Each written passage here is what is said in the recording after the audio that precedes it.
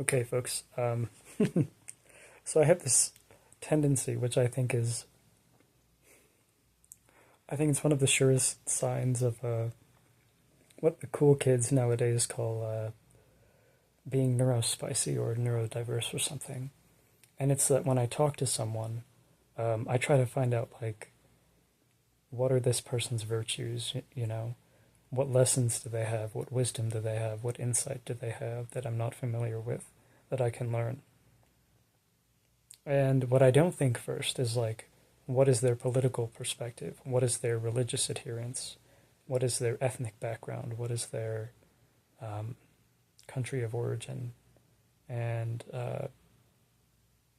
and so on and so forth. You know, so it probably looks really weird or really stupid for me to try to seek out the merits of like Judaism, you know, Christianity, other faiths, including the Hinduism that I grew up with, because a socially competent person who knows how to make it in the social and material world just pursues one identity and,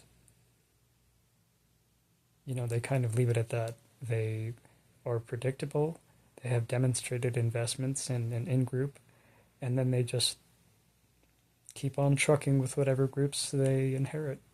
And in my case, I have like a fatal degree of curiosity about cultures and ideas which are not native to my childhood or my ethnic stock.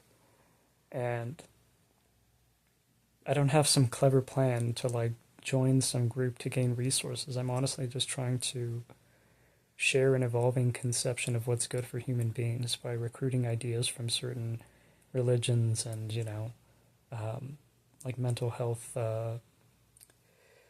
practices and self care practices and so on and so forth. And I realize how costly that has become over time because it has a really isolating effect.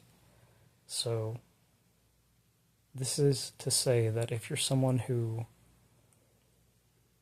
it's sort of like if you automatically seek out the substance of a person before you seek out their allegiance to or opposition to certain factions, then you could end up isolated and endangered rather quickly, okay? Um, Whether or not people will admit this out loud, people kind of walk around treating each other as pawns on like a political chessboard or something.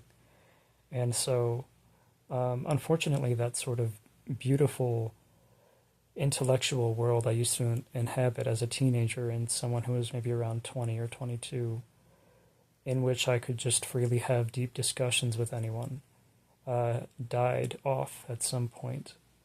And at this point, everything is about like immediate, polarized, consequential judgment for the perception of whether or not you are aligned with certain political or religious factions.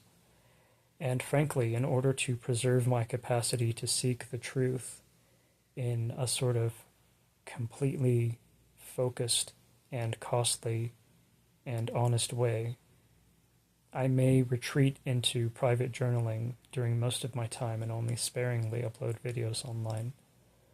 Um, because it's one thing to be misunderstood, that's kind of inevitable when you honestly seek the truth and try to be helpful without having some kind of ulterior political agenda or something. But it's another to be serially misinterpreted or mistrusted on the grounds that you're just not putting all your eggs in the basket of a single in group or something, you know? So instead of ending up as everyone's friend and somebody perceived of as like an earnest seeker of truth and what is good for human dignity and safety, you might end up stranded and homeless and hitchhiking until you die prematurely.